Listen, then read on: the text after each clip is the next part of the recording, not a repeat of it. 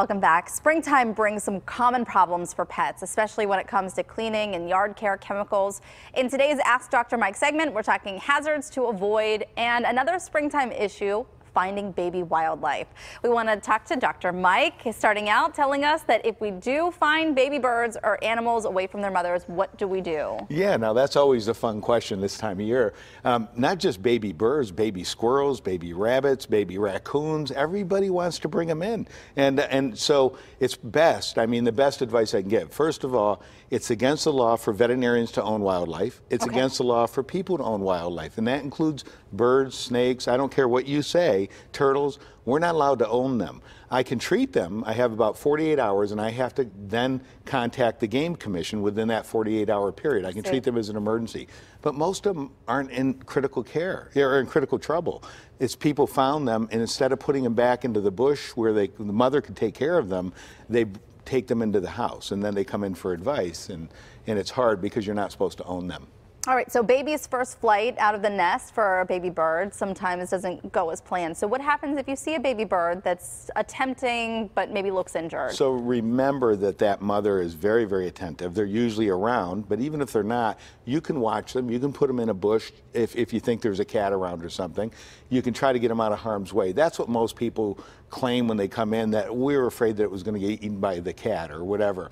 And I get that. I understand that. None of us want to see nature take its course, but that is part of nature. So I understand when people do that. But if you put them back, it's an old myth or wives' tale that our smell prevents the bird from coming back. That's just an old wives' tale. It is. That's not true. I've always heard that. It's not true. I heard that when I was a kid. I believe. Right. Actually, my father was a rehabilitator. The Game Commission used to bring animals over to him, so I got to grow up with this. And but I just watched how he handled them. He almost always got them back to the wild. And so that's the goal, to get them back to the wild. Right. Now, if somebody brings in a turtle, for instance, they're allowed to take it back. They're not allowed to own it. They're allowed to take it back. I'm talking about wild turtle. They're allowed to take it back to the area that they found it within 30 days, if it's in the wild in that same area. After that, they have to turn it in, and it should be turned into the turtles usually go to the Fish and Boating Commission. I see. And the other animals go to the Game Commission or to a licensed rehabilitator. I thought this was so interesting. People bring you what they believe to be injured snakes as well? Yeah, so people will pick up snakes and they'll bring them in their wildlife, and sometimes, even if it's dying and we were to put it down and relieve its suffering, the Fish and Boating Commission wants us to contact them before we dispose of the body, because they may want to preserve it for teaching, for education. So because it's natural wildlife, and it could be used for teaching even after the death, which is... How do you transport a snake to a vet? I'm just very wondering. Very carefully. It's funny. You get people that are just so frightened of snakes they wouldn't even consider that. They lift their feet up when they see a snake on the road, and they're in the car, they lift their feet up. But it's a lot of people are not afraid of snakes, and I don't recommend it because we do have poisonous snakes in Pennsylvania. We have rattlesnakes, we have copperheads. We have to be very, very careful. We shouldn't be handling wildlife unless we're expert at it. So. Well, our regular contributors, Doug and Andy, who are with us almost every week on Thursdays, talk frequently about using less harmful products in our yard. Yeah. But there are some hazards out there. I want to make it very clear that natural doesn't mean safe for animals. Natural doesn't equate with safety. So even natural products can cause toxicity in animals. This weekend I was cleaning out the garage. We had beautiful weather, and I was cleaning out the garage, and I had a bucket of water.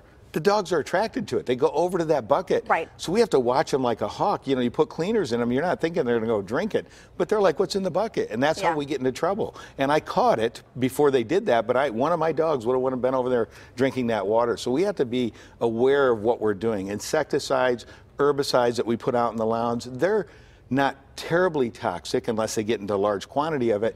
But when it rains, that doesn't mean it's safe, because they can still go to those puddles and drink up the puddle and get too much of it and get very, very ill. So I always tell people with our cleaning products, the corrosives, the things that we use for like getting rust off and things like that indoors, those can cause severe toxicity and even death. I always tell people when they're doing the springtime cleaning in the house that if you have birds, those fumes can kill the bird. So we have to be aware of this when we're going to do it, and think it out, before we start it. So dogs out in the grass, they like to eat. Yep. Being out in the yard a little bit more, they like to eat the grass. Is that harmful, or is it? Well, the grass itself isn't so bad. If it has an herbicide or insecticide on it, that might be worse, right? And the other thing is, I think most people are aware of it now, cocoa mulch is not a good thing to put out when you have dogs. Bone meal fertilizer and blood meal fertilizers, although they're wonderful for the plants, dogs will just eat it until they get obstructed because it attracts them. So we have to be very careful what we're putting out. Cocoa mulch can cause chocolate toxicity in a dog. Really? Because it smells good and they start eating it.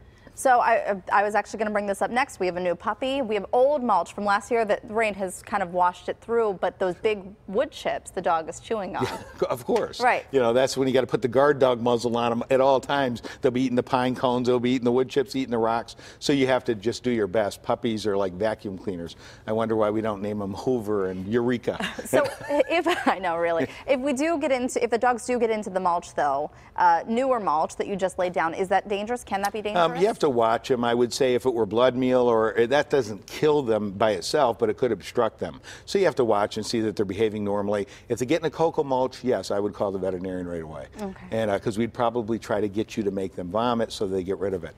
But I worry about the obstructive qualities of bone meal and blood meal and things like that are great fertilizers, but very dangerous for our pets. Yeah, and putting those rocks down too could be dangerous. Yeah, if they like the rocks. Right. You know, like all my dogs that I've ever owned. Like Hoover. Yeah. Right, and Eureka. Right. Thank you so much, Dr. Mike. This has to be a busy time of year for you. My pleasure. Yeah, even the universities say they can get as many as 300 baby squirrels a day. Wow. 300 baby squirrels. University of Tennessee reported that. Is it better to call before you bring something like that in? Always better. Yeah. Always better to call. Okay. Thank you so much, Dr. Mike. You're Appreciate welcome. your time. Mike Hutchinson of Animal General in Cranberry and regular contributor of the Ask Dr. Mike segment here on PTL. You can also listen to his podcast and find him on KDKA Radio.